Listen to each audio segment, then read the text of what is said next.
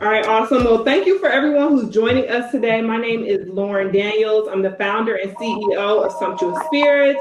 We're a bartending company that amplifies the bar experience through events, bar services, and digital content. We provide bar services for some of your favorite brands, of course, Detroit Startup Week, Google, WeWork, Bumble, Foot Locker, Fashion Nova, you name it. We have a team of 20 plus bartenders based here in Detroit, and we're also in Illinois, Ann Arbor, Grand Rapids. So I'm just so happy that we get to talk with everyone today, get to have these great cocktails and conversations. As you see, we've already gotten started, but I'm so excited to have our guests on today. We have Ken Walker of K Walker Company. We have Jessie Haynes of Skinphorea, and we have Laura Horwath of Ferne Boutique. So welcome, guys. Thank you. Thank you. Yay. So we'll let you guys introduce yourself. We'll start with Ken, then Laura, and then Jessie.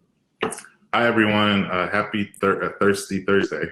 My name is Ken Walker. I'm a fashion designer and entrepreneurial and mental health activist here in the Detroit area. Born and raised in Detroit.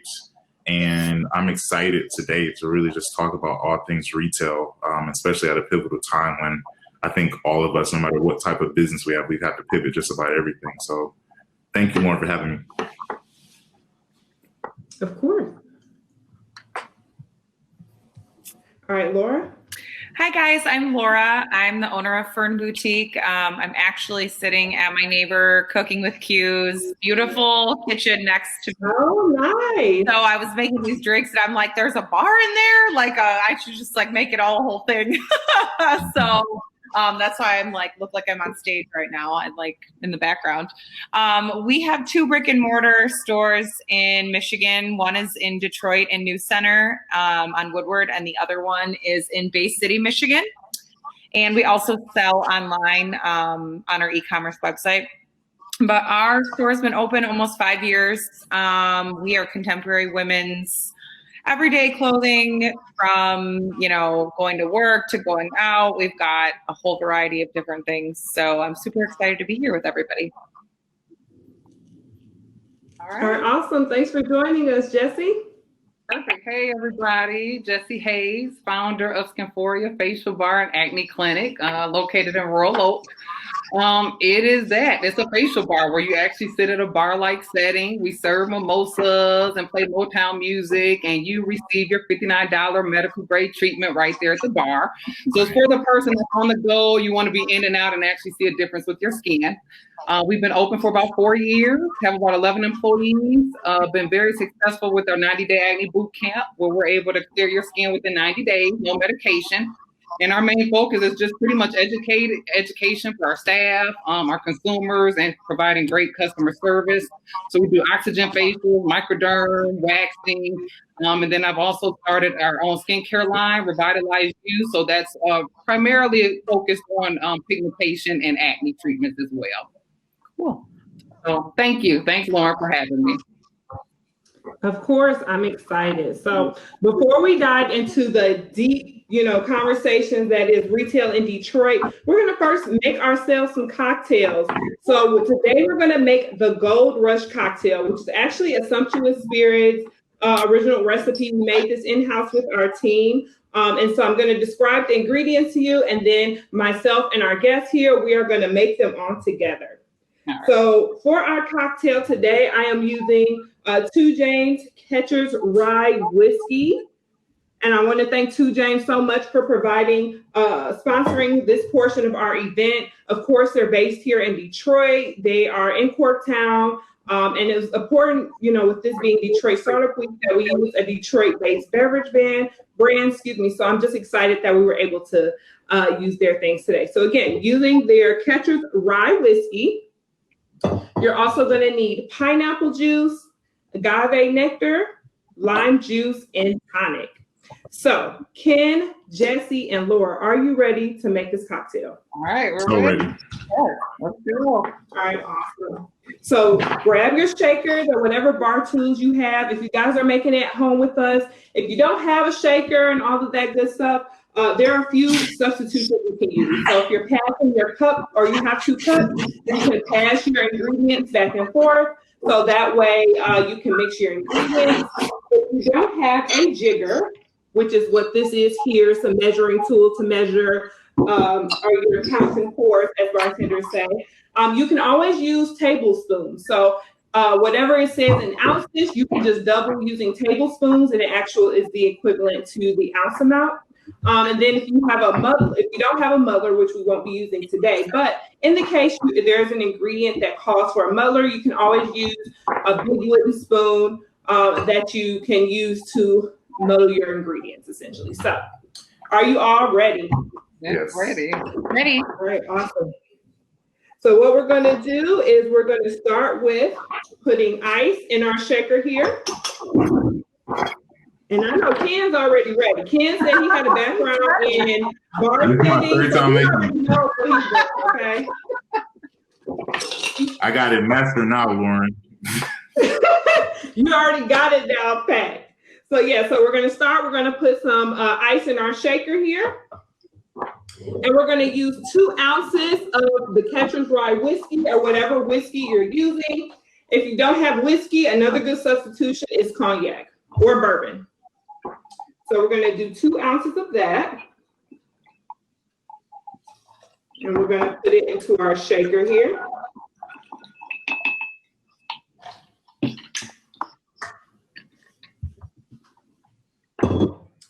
All right, next we're going to do 1 ounce of pineapple juice. So I have my pineapple juice here. And 1 ounce in juice is different from 1 ounce in your actual alcohol pours. So I always say it's best to kind of just do a free pour with your juices. I'm just going to do a splash, which will pretty much equal 1 ounce. But if you want to use more, if you like a juicier cocktail, that's good. If you like a little bit more of a stronger cocktail, use less. Whatever you want to do, I always say whatever tastes good is the right ingredient.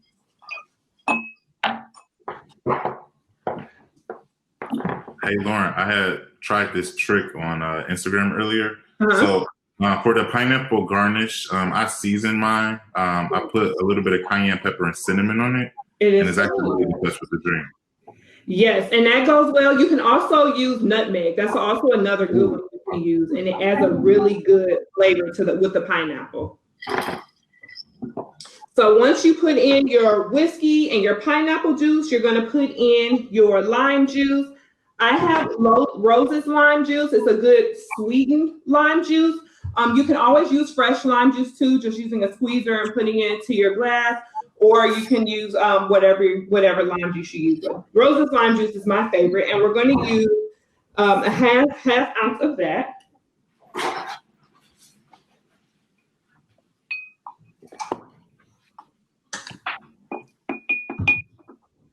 All right.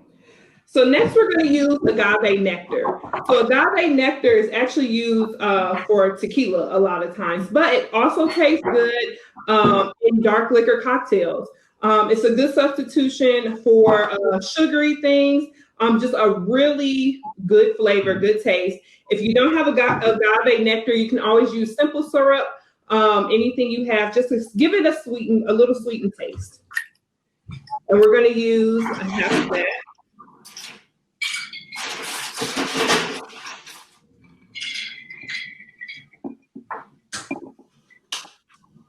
All right, so now we have everything in our shaker here.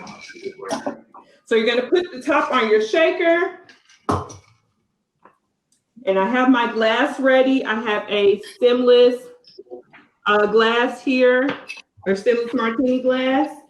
And we're going to shake it up. We're going to be our best bartender today. We're going to shake it up.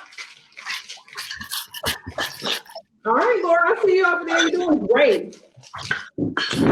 It might not taste good. But I like that shaker, Ken. That's cute. It's see-through. Yeah, it's like glass, isn't it? Though?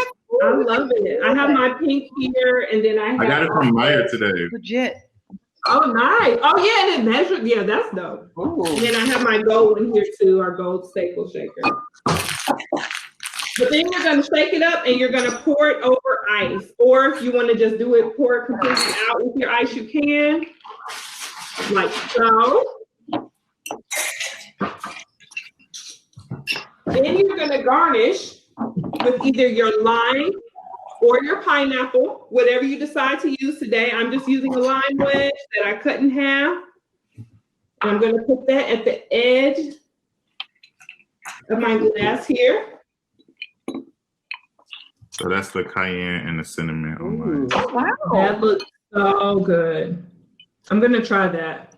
It's so bomb. Do you know what I've been doing on the rims of glasses lately?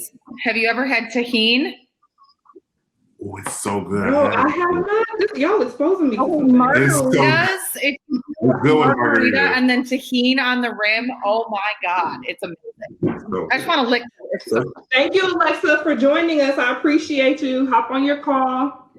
Enjoy your cocktails today. What it's supposed to look like? Yep, it's supposed to give like a gold hue, Okay. which is why it's called the gold rush. Everybody's looking good, so we're gonna do a cheers. We're gonna have everybody grab your glass. Jacob, I see you popping in and out. If you have your glass, join us. 1, 2, 3. Cheers. Cheers. Now make sure you take a sip after that cheers. Now this is cocktails and combo. Oh, this is good. Okay. Yes, it is. It is good. All right. This. So now I'm going to move you guys closer so we can actually have our combo portion. Yes, it is delicious. This is a really, really good whiskey cocktail, especially for beginning whiskey drinkers. Yeah. This is the perfect good mixed cocktail. I love it. All right, so let's start with Jessie and Laura. Tell us a little bit more about your background, your experience with your brands and getting into brick and mortar spaces. Tell us a little bit more about that. Okay. So with me, I started off as a financial and credit counselor. So I was a counselor for about 8 years. And I knew in order to switch professions and be successful in the beauty industry, I needed to work for others.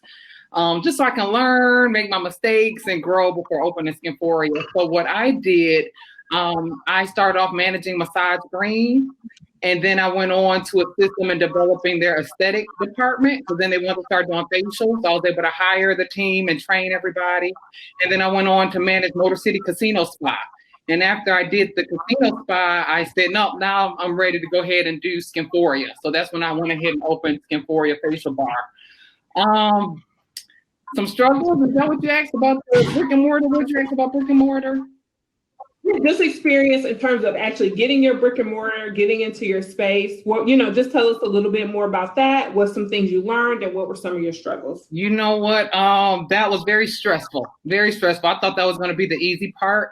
I think it was a little different because I was young. I'm young, African-American woman trying to do a startup and do something that no one's ever heard of or done before in Metro Detroit, a facial bar. So what happened is I would get approved on paper everywhere I went. Everybody's like, oh my God, this is great. We love your financials. This is such a great idea. And then when they see me in person and realize that I was African-American and younger, I would get denied. So I went and had to actually change my name. So really, Jessie Haynes is not my legal name. I had to change my name so I wouldn't be, so you really couldn't Google me. I can get to the meeting and be able to explain Skinphorea and explain the concept just to get in the door. So it took a long time. We were supposed to be in West Bloomfield, and then we moved and tried to do Warlow. We tried to be in downtown Detroit. So it was a lot. And then once we got in there, construction was a whole different thing, so trying to deal with the contractors and contracts and thinking stuff would be 2-3 months, take 6 months. So yeah, it was very stressful. I think the day we started and opened Skinphorea, I had $0 in the bank trying to open a business with nothing because everything took much longer. So it was a very stressful road the first 2 years. And then after that, we was able to gain momentum and get better at everything. Yes, and what's a fun fact is that's actually how I met Jessie back in 2000. I think it was 2016, right? We actually bartended Skinphorea's opening. That's right. Yeah, we opened. Yep. Yes. And I used it ever since. So that first day. Yeah, it's been Sumptuous Spirits ever since at all of our parties. I know, literally, we have been friends ever since. Yeah. We met at that moment. You know, when you see your boss and you like, you know what? I'm staying with you. Like this was I love good. it. So yes, and I'm so glad to hear, you know, obviously we go through so many things in business, but it's, you know, awesome to see where Skinphorea has been and then the amazing things that you guys are continuing to do as you're growing. Thank you. Now, Laura, tell us a little bit more about your brand. I know you say you're in 2 different brick and mortar spaces in Bay City and then here locally. So tell us about your experience with that. So I am crazy. Let's start with that. I did this with like no experience in owning a business, or like I didn't go to school for fashion. I didn't know anything about buying or really anything. I just had this idea because in Bay City, we just didn't have any boutiques. I was driving to Detroit or, you know, wherever to shop. So other people must be, right? If I was the only, there's no way I was the only one. So it really just was a lot of self-teaching everything. I've made 3 million mistakes, of course. That was sort of to be expected, I guess.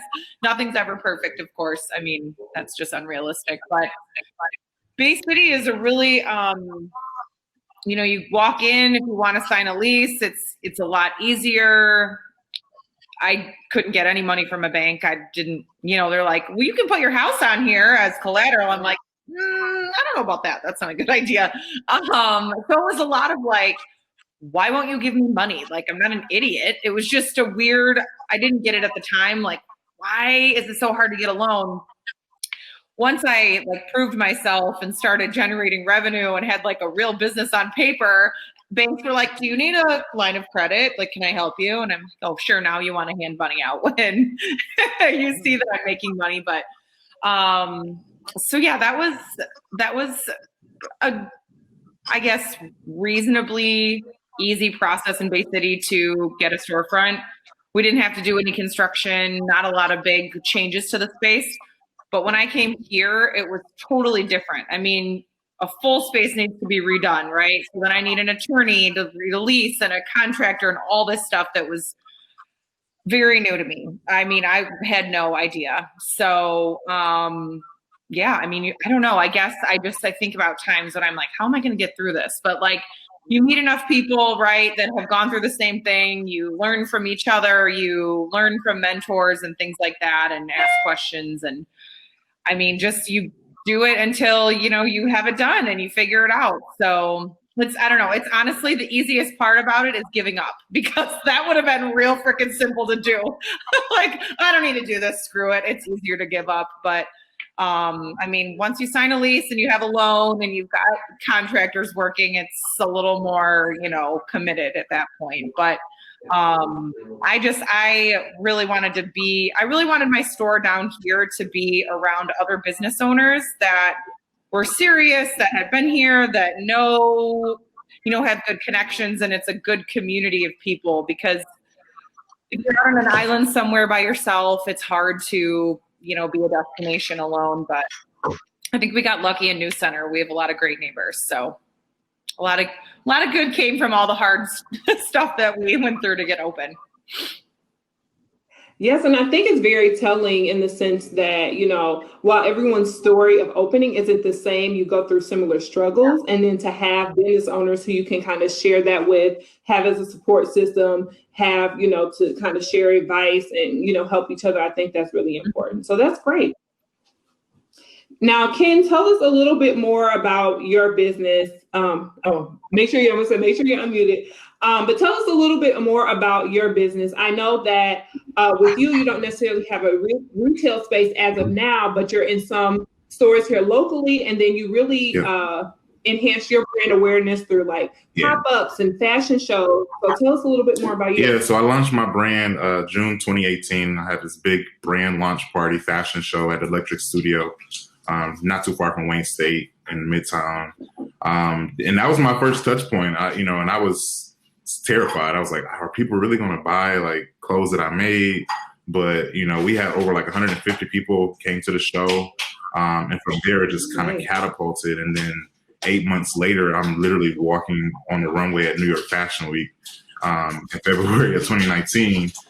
So from there, I just did pop-up shops. Every quarter, I would go around the Metro Detroit area, and I would just have my own pop-up shops. I would partner with friends that have brands. And then most recently, I partnered with Pure Michigan and Detroit is the New Black. So now my stuff is currently sold right there in the store. So that's been great, because for me, online, it has its pluses. It has its good and its bad. You got to do a lot of targeting. You have to be consistent. You got to have really good content. It has to be engaging. So there's a lot of strategy that goes around just retail online, but nothing beats, just going to the store, seeing something that you like, trying it on and buying it. So I had to literally look at an omnichannel approach and how pop-up shops are good ways, because I saw spikes in my sales when I was actually in front of my customers versus like, oh, I posted on Instagram, I tagged it on the post. Even though they might really like the piece or whatever it was, I saw more people buy product when they can actually see it and feel it, and also just have a connection with me as the owner, and then just be a small business here in the city. I think people like to buy from someone that is from their city. But even when I would be at Detroit is the New Black and I would talk to customers that were tourists, they love that local feel. So for me, I've seen the benefit of brick and mortar, and something I'm personally working on is to have my first flagship store on the Avenue of Fashion. It has so much history in the city to me. I've had a lot of offers to open a store in downtown Detroit, but my first flagship store, it has to be in the neighborhood. I grew up on 7 Mile.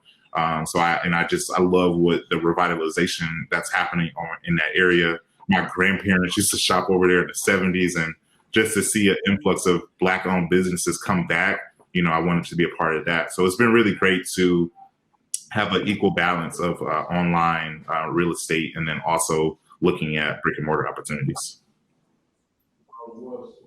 Yes, and I'm so glad you mentioned that. Being on the Avenue of Fashion is so cool because especially right now, so I actually grew up in University District, which is literally right in the midst of all of that. And it's so great to see how there's so many businesses there. People are actually, walking up and down, going to restaurants, going to shops, getting their hair done, whatever it is. It's so good to now see that engagement, especially as Detroit makes its comeback, not only in Detroit and Midtown, but also in our neighborhoods as well, which is also so important for the growth of Detroit. So Ken, I think that's awesome, and congrats to you on getting that process started. And so I know you have a background, and I believe it's in advertising. So tell us about how your background has really helped you in terms of your business model and then the way you engage with people online. Yeah, I told people I was an entrepreneur at 17 or 14 years old. I founded K Walker Collective like very early on, before I went to high school. And I went to Detroit School of Arts after I was in middle school. I went to a charter school. It's not open anymore. It's called Nataki Taliba. If anyone's familiar with George Nanamdi, he has a design and art studio. But his wife, Carmen Nanamdi, she founded a school right on 7 Mile, right off Gloucester. And I went there from 1st to 8th grade. And it was a school that was all based in culture. We knew African rituals. Learned so much about some of my best teachers from that school. But I remember right before I went to high school, I had a school counselor ask me, like, what do you want to do with, when you go to high school? And I said, I want to have my own clothing brand. I want to have my own record label. And she said, well, there's an art school named DSA that people like Aaliyah went to. And I loved Aaliyah at the time. I was like 11 when she passed away. But when I went to DSA, I knew I was surrounded by just so many creatives. And even though I didn't excel at my art, which was music technology, I was surrounded by creatives. And now to this day, my videographer, Darian Pope, we went to high school together. Amber Lewis, my cousin, she's a social media director. Like, she was the creative director behind my video shoots. And so I had an ability to be engulfed with local creatives very early on. But then when I went to college, I went to Michigan State, and I thought I was going to be a doctor. And I spent 2 weeks in those classes. I was like, oh no, this ain't it. This is not going to be creatively stimulating to me at all. So I switched to marketing, And I loved it, and one thing what made me go into marketing was because of the psychology behind it. I was like, what makes someone buy the name brand versus the Target brand or the Meyer brand? They're the same exact ingredients, but you have so much affinity for Dove. Why? What is Dove doing? And that was what I learned in those courses. And when I was taking these courses, I was weird. I would have a notebook and I would write how I could apply it to my own business. I didn't say, I'm taking notes for class. I said, how can I apply this to my clothing brand one day? Like, there's so many clothing brands, but if someone saw a backwards K on a shirt, what will make them buy that over the other one? So I just kind of, very early on, I just kind of applied all these experiences. So fast forward to when I got my first job in advertising at Campbell Ewald in downtown Detroit, I worked on Cadillac. It was the first global luxury brand that I grew up seeing. Like, my aunt, all she drives is Cadillac till to this day. And I had an ability to help a brand that was suffering a crisis. They did not know how to modernize their brand. They were known as the old man's car that the grandma drives to church. But they wanted to compete with BMW, Lexus, Mercedes. These brands are just so culturally relevant that are the pinnacle of luxury. And when I would work on that brand, I was like, you know what? I'm going to be building my own global luxury brand one day. Let me learn what I can working on this. So I didn't put my brand on hold. I just I took that experience, and it's been great. I've learned in the last 7 years working in marketing, I know everything about consumer behavior. I know how to build a collection around what consumers want. I know how to listen to my consumers and let them implement product innovation. So for instance, I launched my brand as a menswear brand. If you look at all my content, I was like, this is a new revolution in lifestyle menswear. And women were like, what? You ain't us? I'm going to wear that how I want to wear it. And I had a girl wear, I have this 2-piece blue velour set. This girl in New York Fashion Week, she was like, I'm putting it on the runway. I'm like, what? And she put it on. And when I tell you, she fit her like a glove. And when she walked down the runway, it just hit me. I said, I have to have an inclusive brand. I have to have men's, women, and kids. And it was challenging because, I'm a man, so I know what I would want to wear. But now that challenged me to say, okay, well, I need to work with more women. I need to have them be a part of my design process to develop collections. So marketing has really been, it was a start for me. And it taught me a lot about how to work with teams, how to be disciplined, but also how to surround everything you're doing as a company around consumers, because that's how brands stay relevant. They surround the consumer's behavior and they evolve and they look at culture. They impact culture and not just having the dope commercial and the best model in the spot. It's just what's culturally relevant now, but how could that be true to your brand? So working in advertising has definitely been successful for me. It's been really helpful.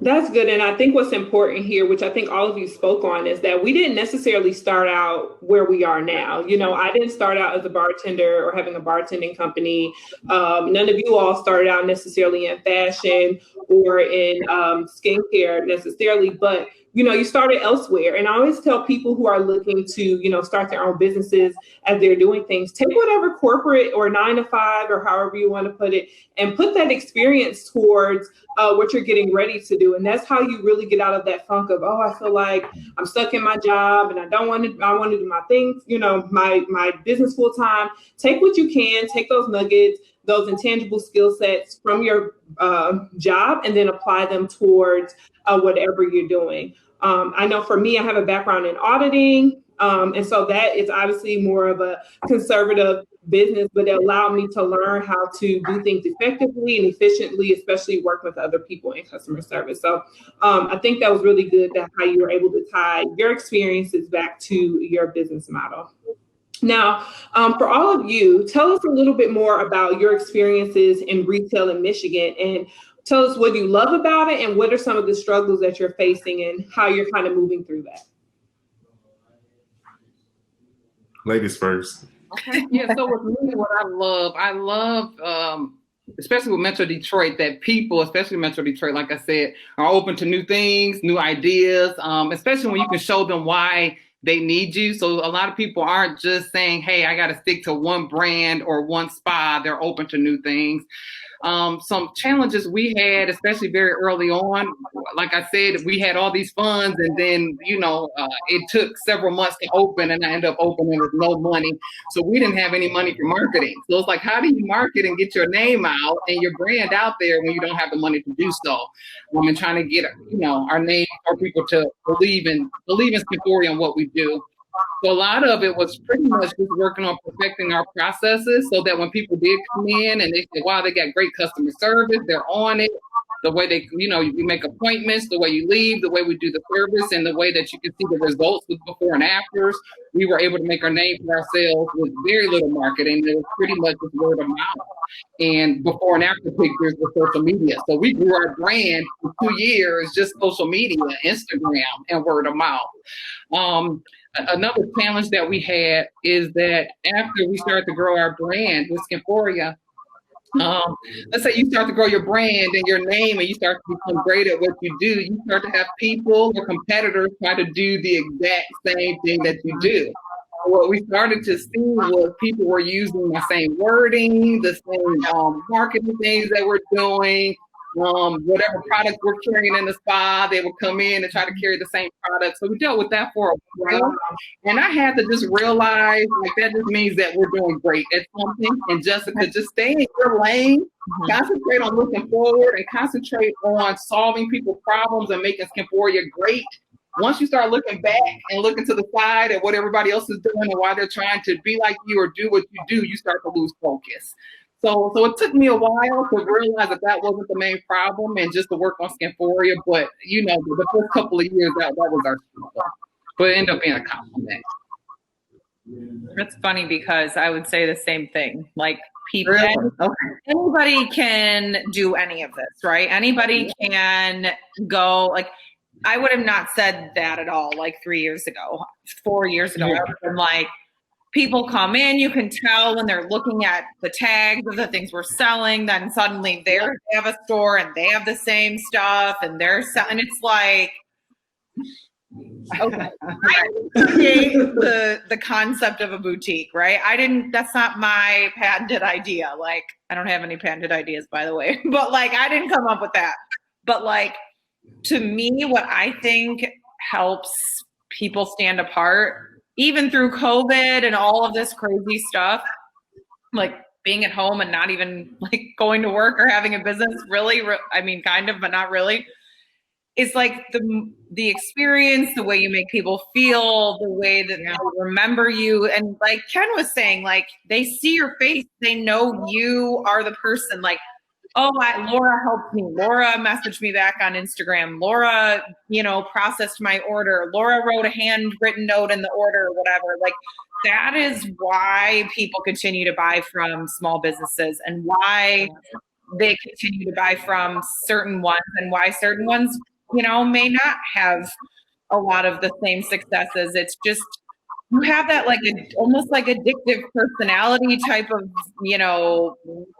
thing about you, and people get attached to that stuff and they really like to buy from the people that, you care about community, you collaborate, you involve yourself. And something that I've really liked actually about being in Detroit is like the amount of just people that want to like support each other. It's crazy. There's no person in the world like that. None. Like, I have done events with my direct competitors, actually, and it's crazy. Like, I don't think that would ever happen in a lot of other places. So Michigan is unique. Detroit is even more unique in the sense that I just feel like I've not really had a lot of bad experiences with competitors. It's been more of like, you're grinding out there, cool, me too. Like, right, we can all just sort of get on that same page. So, yeah.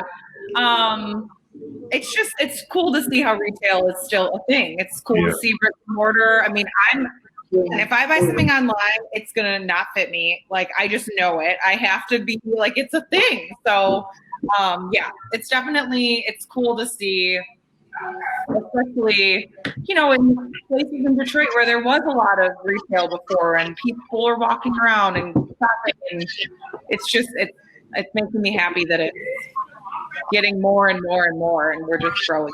So, yeah. Love it. Yeah.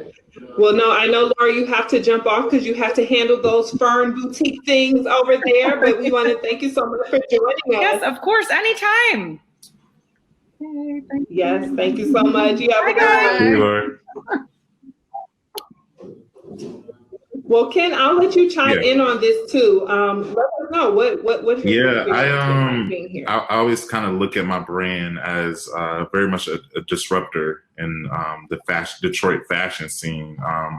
I've seen so many T-shirt brands. I've seen brands that are more heavy in streetwear and graphics. And me, I prided myself to create Detroit's first lifestyle brand.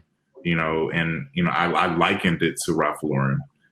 That's who I look up to. I look at Louis Vuitton. I look at Marc Jacobs, Virgil Abloh, Jerry Lorenzo. Like I look at those guys when I'm trying to find inspiration. So I don't even directly compete with anyone in Detroit, and it's no shade to them at all. It's just we're all growing together, and I'm going to learn things from them. They're going to learn things from me. But we're all running the same race, and I want us all to win.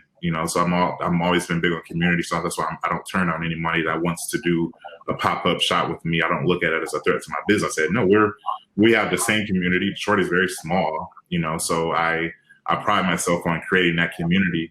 But when it comes to my actual clothing pieces, I think it stands out a lot, when you look at the fabrics, but also the simplicity of everything I design is really what I want.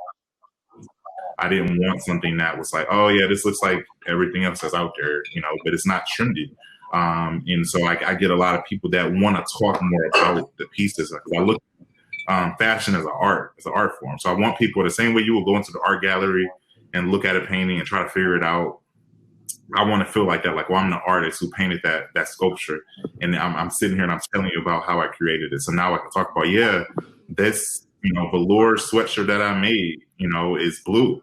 I didn't see a lot of blue velour growing up, or dark blue rather. So this is what made me want to make me create that.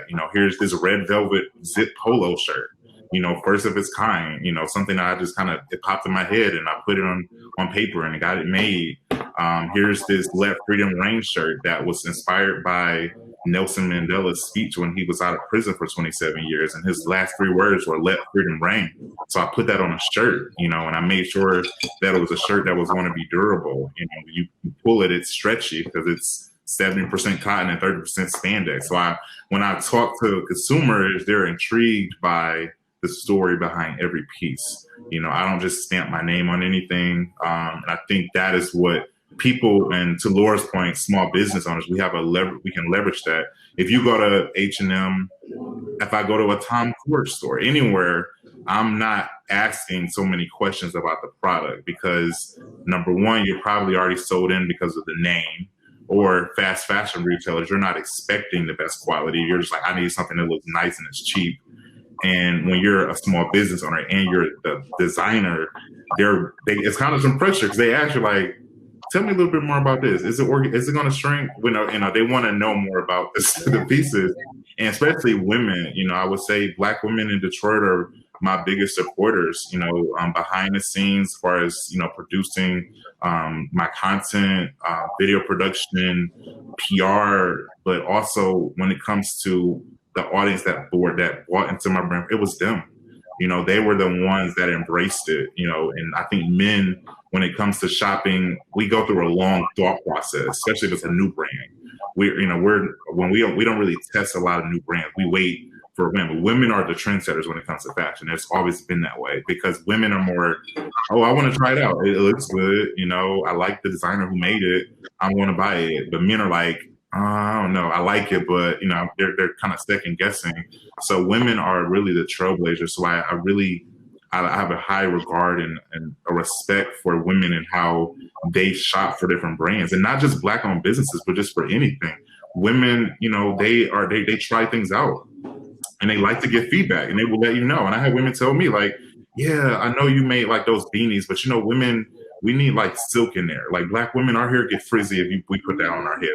And if you make a different hat, and you make sure that you're inclusive to women who have, hair that gets fuzzy with beanies. I was like, wow, insight. Never would have knew that, So I think for me, That's what I love about retail in Detroit, is because I can talk directly to not only my consumer, but people that are going to help me make my brand better. So it's like I'm testing products out all the time. But as I grow and I get my brand in Chicago and New York and LA and Atlanta, I'm able to say, well, I got all this insight, and what they call it in advertising is qualitative research. You know, I'm getting actual verbal answers and insights about my products, so I can use that to say, well, you know, women, they need silk and hats if they're gonna wear them. So we can't call this a women's hat if it's not inclusive to those women.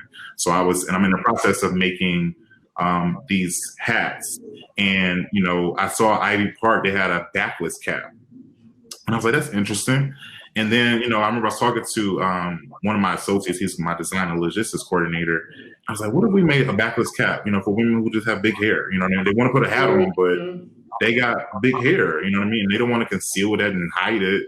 So now we have a whole line of women's hats, you know, that are inclusive to women with coily, curly hair, you know. So for me, it was, and it was from conversation, you know what I mean? It wasn't like I was brainstorming ideas. Like, I'm thinking about, like, no, women, they have told me, like, they're tired of, like, buying these hats that don't work with the hair. So it's amazing. You know, I think you can learn so much if you just listen, you know. And I think a lot of business owners, and entrepreneurs, they come across like they know it all, but you have to constantly want to learn.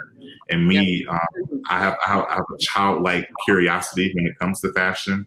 And, you know, I never want to come across as the one who made it, and I'm top tiered. I'm like, no, I'm always going to want to learn. I was watching Ralph Lauren's Very Ralph documentary the other day, and I was just taking notes like, this man did it. He set the standard for American apparel. But if you look at his story, he didn't look at himself as a fashion designer. He focused on style, and that's what made him timeless, because he doesn't follow trends. He sets them. So it's incredible.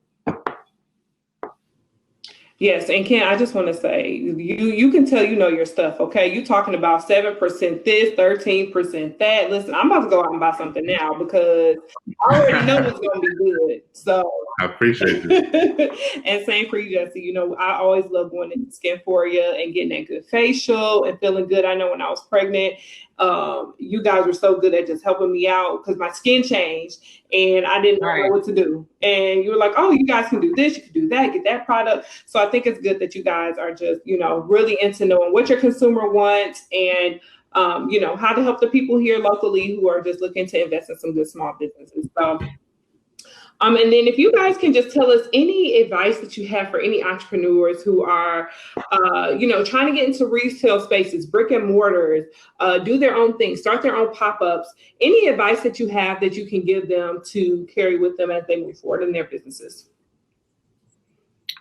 So if you're trying to get in a brick and mortar, I feel like I did a lot of stuff wrong the first time. I thought I knew all the questions to ask. I was Googling and taking all these classes and going everywhere. And when I got started, I didn't have the right questions. You go in and you ask contractors and think that, hey, I just need referrals.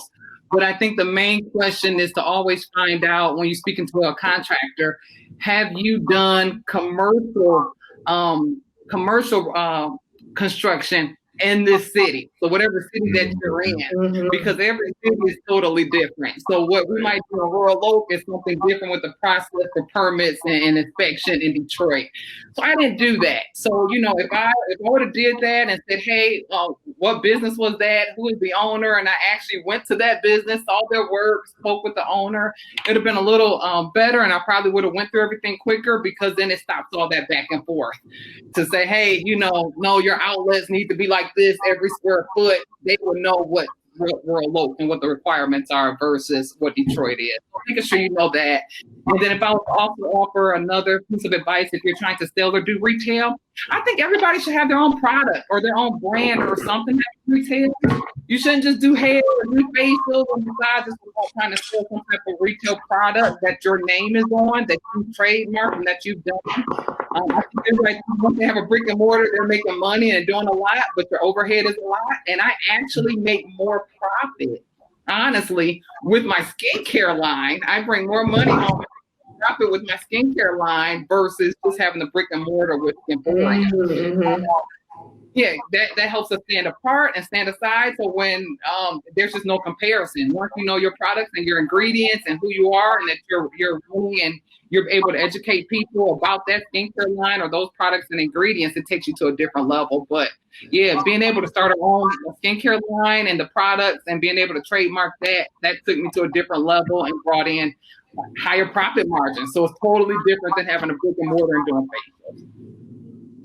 Yeah, and I would say like for anybody starting like product-based business, know that you're going into a market, and I think people when they're positioning their product like, oh, I wanted to create my own body butter just because I like body butter. It's like, no, how is your body butter going to be distinctive? Mm-hmm. Because if you go Google body butters, look at all the different brands that come up. Yeah. But also they have a share of voice, SOV is what they call it in media, where they know distinctively like, oh, my brand is more inclusive. I have no parabens in my product because I know that a lot of people of color, they struggle with, already having oily skin. So I don't want to add to putting oil in their skin. So I think when you have a product, make your messaging distinctive. When you're building your marketing strategy and just the overall encompassing statement about what your brand is about, make it something that stands out and be disruptive. I tell people be disruptive. Like that's my key word for anyone trying to enter any market. Like find something that's different. The lip bar did not become successful just making lipstick. Melissa, she made it distinctive. It was different. She showed inclusivity.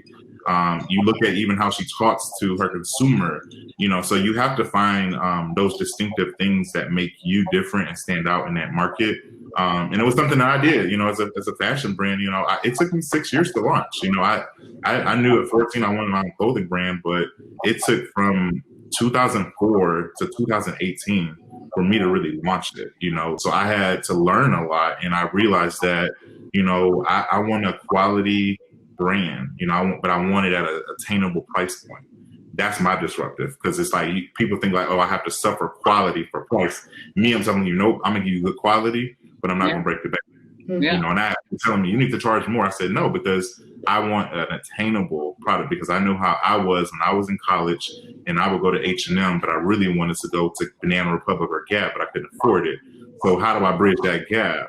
I'm more intentional about, I know that when those stores go to manufacturers, they're paying probably 10 times less than what they're charging you. Mm-hmm. So me, I'm going to at least, I'm going to find a profit margin because I'm a businessman, but I'm also going to realize that the consumer may be a college student, that really is struggling to make it, day to day, but they want to look good. They want to buy different products. So for me, I've prided myself on finding ways to be disruptive, but inclusive as well. And I think, y'all gonna hear that a lot. I mean, especially in this current climate, everybody want to talk about how they in solidarity with Black people and everything else. But I look at them like, well, let me see your leadership team. Let me see, your casting. Let me see how many of your people who doing your photography are Black.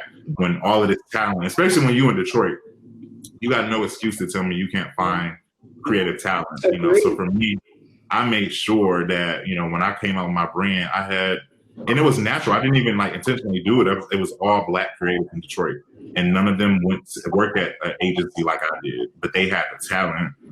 Darian Pope is probably one of the best videographers there is. And his eye is just incredible. But did I have to go vet him out or go find him from a big firm or something? No, I looked at his content, and I saw he was somebody that was self-taught and also created very impactful work. So I worked with him, and I think a lot of brands, they don't take that action. They look at the big names and then they get them to do everything. Mm-hmm. And but it's going to come a time when people are going to come in and shake the table. I know you guys probably read about how when Beyonce was ships, she met with a few different shoe brands. She said, I'm looking around this room and I don't see anybody that represents me at all. So how are y'all going to make a brand about me? So Adidas was the one that was inclusive. So I think for me, finding the distinctive part about your brand, but my big thing is inclusivity. Just think about people that are underserved when it comes to your product. And when I looked at fashion, Black men have never, ever been shown in any lifestyle photo shoots. I've never seen it. And when they were Black, they were distinctive. They had high cheekbones, a really dark complexion. So it popped off the suit or whatever they were wearing. You look at like any of those shows from like 2012 to like 2016, all the same thing. So I was like, you know what, this is BS. Like, I want to just show the everyday Black men that I see every day. And I want to create like a brand that shows brotherhood, you know. And when I applied to go to fashion school in LA, I had to do a project where I did that. And I was like, you know, I don't need this school. Like, I know what to do. You know, these models, they at home. You know, they right back in Detroit, and a lot of them, they're just waiting for somebody to utilize them. So I just tell people, just find those distinctive things. But inclusivity is something that we can do so easily in our community, because especially in fashion, where I've had models reach out to me more than I've reached out to models, you know, like, because they're attracted to different brands that represent them. And that's where influencer marketing is changing, because influencers are brands. So they're going to only work with brands that complement them as a personal brand. So for me, it's just impactful. So just find those distinctive things, but just be very deliberate in how you approach it. Awesome. Well, thank you guys for that. And if you guys have any questions for Jessie or Kim, please let us know. Drop those questions in. And while we're doing that, I just want to know from both our viewers and from you and you, Ken and Jessie, tell us, if you could have a cocktail with anyone, living or deceased, who would you have a cocktail with, and what would you have?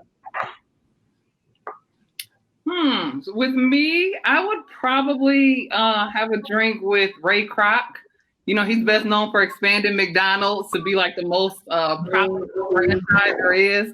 We're trying to grow Skinphorea and scale and take it to the next level. And I feel like there's so many questions that I would have for him, the do's and don'ts, the struggles, and being able to take Skinphorea to the next level. And what cocktail? You know, I drink a lot of wine. I don't really do cocktails, but I love this cocktail. So I probably would drink this one. I think this is going to be one of my new drinks. So it'll probably be this one that we just made today. Yeah, I would drink with Tupac, and we would have a Thug Passion. Me and Alizé. I love Tupac because he was so young, but had so much wisdom. Yeah. You know, and I love Shakur. And I just, for me, I would want to just have an in-depth conversation about right now, what's going on right now. You know, with him, you know, and if you listen to Kendrick Lamar's "To Pimp a Butterfly" album, he found an audio clip, like a unheard interview with Tupac, and he was talking about like Black people are gonna get fed up one day, and they're gonna blow shit up. Like, it's gonna, like, the world, they're gonna go crazy. Like, they're not gonna take any of this racism anymore. And I'm like, wow, like 2020, look what's happening. You know, people are fed up. Now every brand is apologizing to us when they could have fixed this years ago. So for me, I'm big on just talking to people like that are going to help not only change my perspective, but give me wisdom, you know. And for someone like him who's still a cultural force, you know, all these years later, you know, I think it would be a great conversation. Yes, both are great answers. I know personally, if I could have a cocktail with anyone, it would be Fawn Weaver. So she's one of the owners of the brand Uncle Nearest, and one of the only Black women-owned whiskey and bourbon companies in the country. So, you know, for me personally, I would, you know, I probably would just have like a whiskey on the rocks, just so that I can just taste her products and, you know, just talk to her about her process, because being a beverage owner is not easy, especially one with a huge brand with a big label. So I just would want to know what that's like, and, you know, her experience, especially being in the beverage industry and in the hospitality industry. I just would want to know that. Like, girl, tell me what you've been through. I want to know. Right. Well, I just want to thank you guys for being on with us. Let people know where they can find you on social media. Yeah, so you can follow me at the Ken Walker. I'm going to type it in here. And then the brand is at K Walker Co. And our website is, I cannot multitask, is www.kwalker.co. And K Walker Co, that's across all social media platforms as well. Yep, and with me for Skinphorea, you can find us at Skinphorea for Instagram, Facebook. I'll put that on here as well. And then Skinphorea.com. And then I do a lot of behind the scenes on how I hire and scale and take Skinphorea to the next level. So you can go to my personal Instagram. I am Jessie Haynes. So I'll just type that in there, Jessie. I'm coming to get a facial, bro. Oh, good. You love it. I'm like, wait, I get to talk every day. Yeah, you have the grandfather facial that's very popular, so you will love that. Yes, I'm about to follow you right now. Perfect. Yes, and you can find us at Sumptuous Spirits on all platforms, Facebook, Instagram. You got our website here. And also what we're doing is that for everyone who's on today, of course, if you love this cocktail, you'll love all the ones that we have. We have a few ebooks on our website on sumptuousspirits.com/guide. They're all there right now for $14.99. But if you use the code DSW, you can grab any of our ebooks. We have our Girls Guide, which is the Girls Guide to Quarantine Cocktails, which was inspired by us being at home. I know a lot more of us are not comfortable right now going out. So if you're at home while we're not quarantined, you can definitely get you a good cocktail. Guys, we got you covered too. We have the Guys Guide to Cocktails. A lot of good stiff drinks in there, something sweet, something strong, a little bit for anybody, for any guys and whoever their partners, you guys can drink together. And then, of course, we have our batch cocktail guide, which is for any big batch cocktail. So if you're doing parties and things like that in your backyard and you want to make a big batch drink for everyone to enjoy, we have those ebooks out there. So the code is DSW to get those books for $10. And of course, again, you can find us on social media at Sumptuous Spirits. So thank you guys so much for joining us. Thank you for everyone for your comments. I'm glad you enjoyed the conversation and you all have a great day. Wonderful. Thank you, Lauren. Thank you. Have a good one.